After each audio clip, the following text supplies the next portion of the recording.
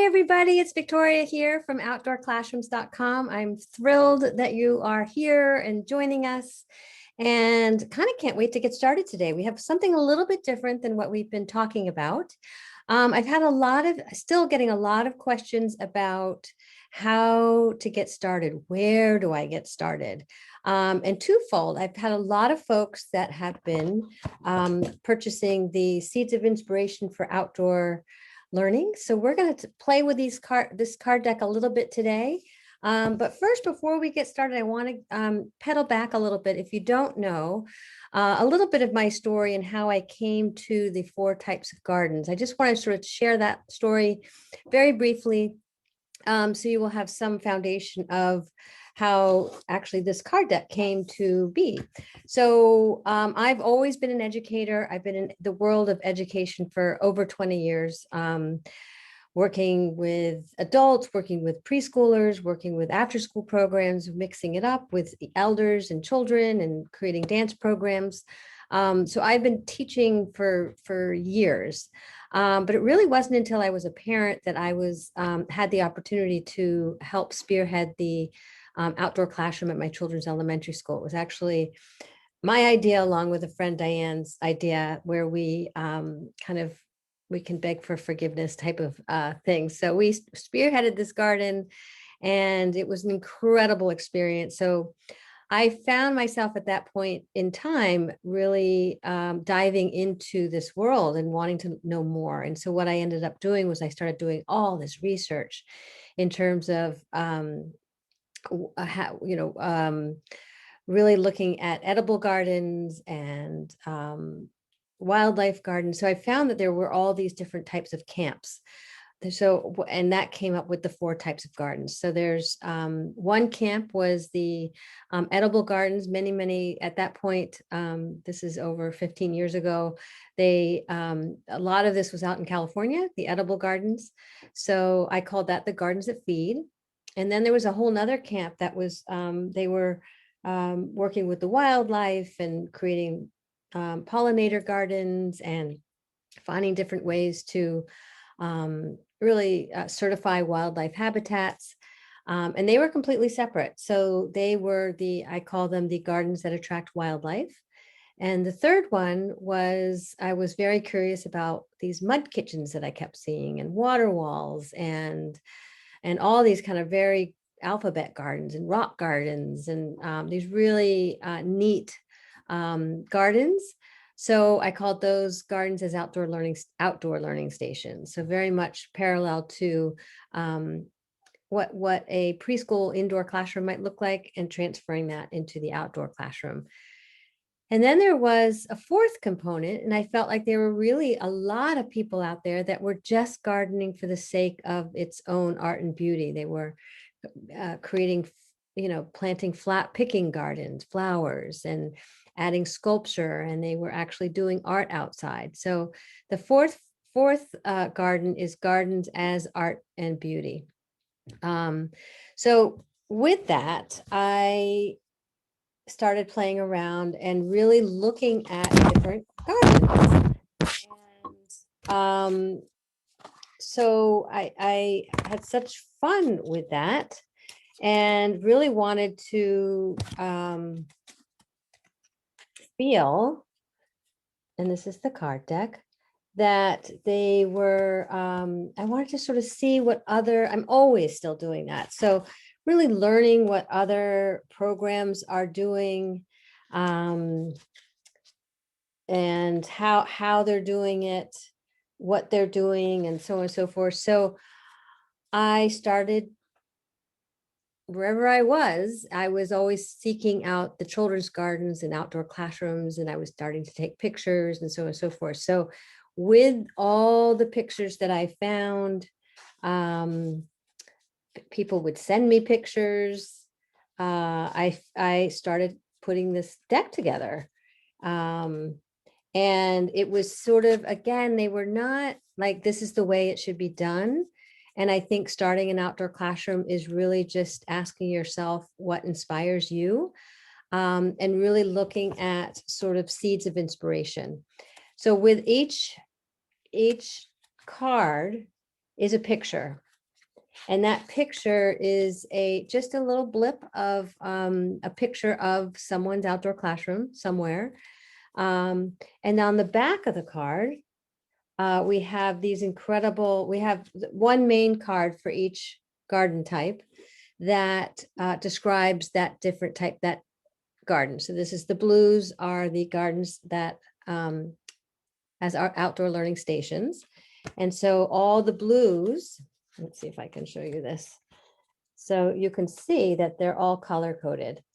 So the blues are gardens that attract wildlife. So what I'm going to do is I'm going to pick one card from each garden. Let's going to chat about it. So that's going to be our question for the day. So again, here they are. And here are the pictures. So oftentimes I will have in workshops, I will have these all spread out with the pictures looking up, and I'll have people that will, invite them to pull a card that they're attracted to. And I'm not going to do it that way this time. I'm actually just going to do it blindly. I'm going to see what I actually pick. And just before we do that, I want to explain that on the back of each card, can you see that? On the back of each card is a design question. So that's going to help you actually design your outdoor classroom. And then there might be a stream question, that's science, technology, reading, engineering, art, and math. Or there might be a literacy question, but basically a curriculum question. Let's see if I can find another. So this one's specific to writing. So it sort of gives you an idea. So what I'm going to do is I'm just going to pick a card and just completely blindly. I'm not going to, okay. So, okay. So this one, I'm going to put the rest of them in the box. So they're there. Handy dandy box. So this one is, if you can see closely, some pine cones and some shells and some sea glass. And this looks like a hosta, some big leaves. So this would be, my guess, is a miniature garden.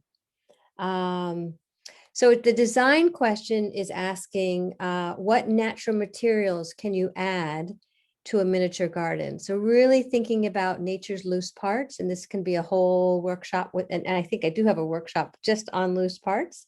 So it's a wonderful way to add so much to your outdoors classroom with not paying it much money. So the world is your oyster. You can use sticks and stones, but if you don't have a lot of that in your outdoor space, invite your children to maybe bring some loose parts in a bag from their backyards or front yards or play yards or wherever they're, to then that there might be some diversity in your outdoor classroom. So really thinking about the design and how you might take care of those loose parts as they are outside. So with this one, it's storytelling. It says, does your fairy garden have a story? What is it? So this is a wonderful prompt to that you can even ask yourself.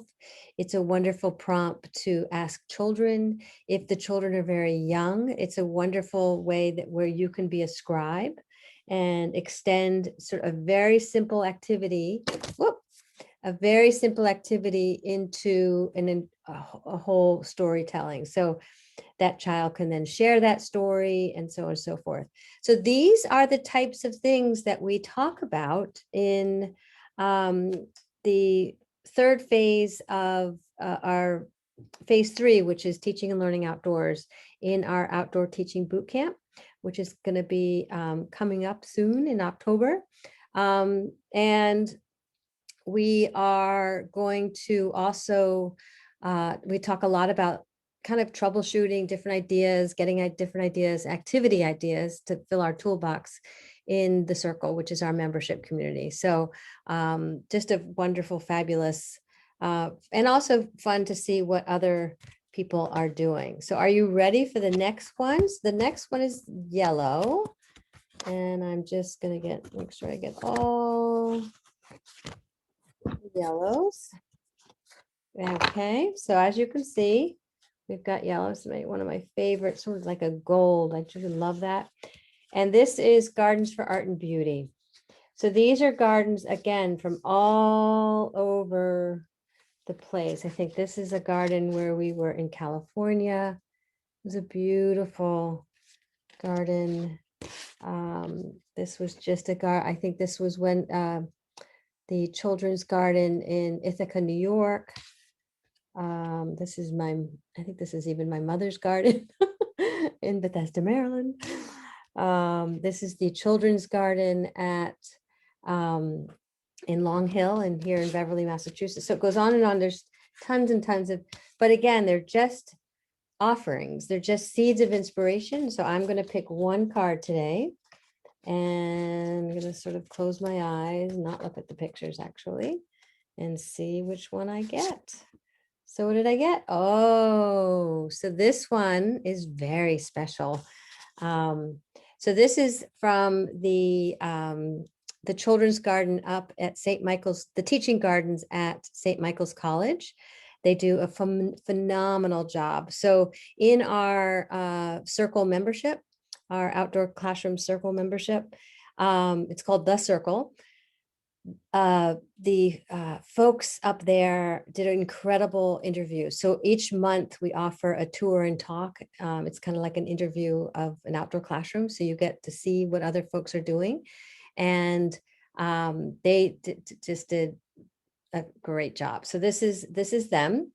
Why is it important to add a picking garden to your outdoor classroom? So again, it's looking at art and beauty. They combine a lot of literacy and children's books and biology to their outdoor classrooms, but really thinking about just planting a garden for the sake of its flowers and its beauty, and really teaching children that if it's a specific garden for picking, that would be the place to do it. So and so this can also go into science.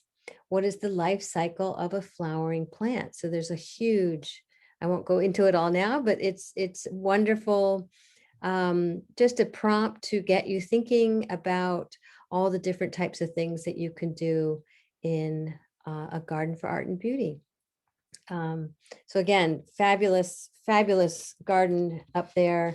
If you want to see the interview and learn more about what they're doing up there, come join us in the circle. You will have access to everything up until now. It's fantastic. So we're doing this now this month because next month the circle price will be going up. So I want to make sure everybody knows that the boot camp and the circle is going to be a phenomenal way to get these resources before they go up. So the next one, we're going to do all 4 gardens, is green. So again, I'll love the green, and the pictures on the other side. And the this is gardens that attract wildlife, which I love.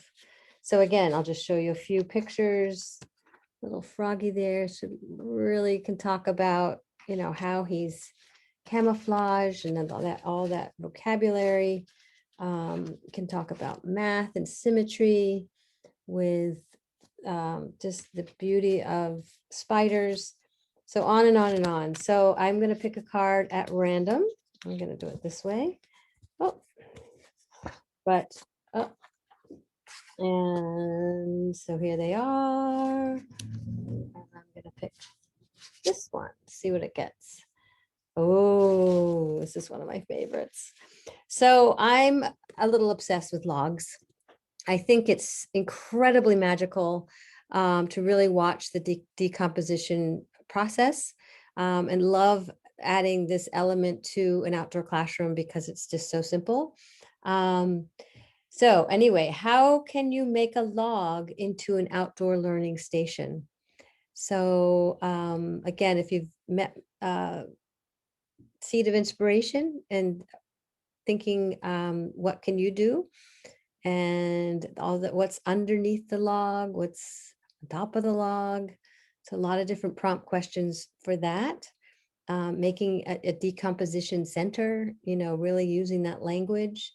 And this one is literacy. Who lives under the log? Can you tell a story about a creature who might live under the log? So again, just a seed of inspiration, so simple.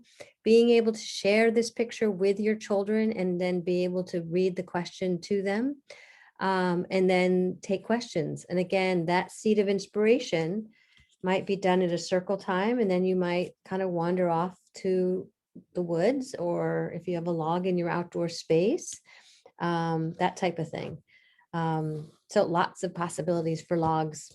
Again, these are just really skimming the surface. Again, that's why we created the circle, because we want educators just wanted to dig deeper. They wanted to get to know each other. They wanted to talk to each other. They wanted to troubleshoot and collaborate. And this can be very, very lonely. To maybe you might be the only person in your school that is running an outdoor classroom. So in our community, it's a wonderful place to land and meet other people that are doing like-minded stuff. So, and we call it the circle because we're all in this big circle together. So our final one, which is there we go, the orange, which is Gardens That Feed. So again, it's got this, they're all color coded and they all have different pictures. Just, this is so fun. And really getting you to think about, this is another really popular one that a lot of teachers choose. You just can almost smell it, it's just great. So really thinking about, not everybody has a garden that feeds, but still fun and interesting to introduce that to. I'm shuffling them like, so, all right, I'm going to pick one. I'm going to turn it over and not look. And I'm going to do, how about this one? Oh, this is great. So this picture, another one of my favorites. Just fun. How can you create an inviting gathering space in your vegetable garden? And again, that's the fun thing, is you can create anything that you want. This is a tea party, but it can be, of children's delight. But growing something and creating an enclosed space, is the possibilities are endless. But also to think that, oh, it's a vegetable garden, we could make a really special, grow grapes over, what viney plant can we grow over something like this? And then science, what fruits do raisins come from? How do you dry fruits and vegetables? So there it is. Just a seeds of inspiration, thinking about the questions, how that might invite children to think a little bit about their outdoor space, how it might invite them to, help it with the design, and really following the child. So I'm so excited. We're starting the Secret Gardens nature programs here live in Beverly. We have some young children and their parents coming. Tomorrow's our first day, a getting to know you session.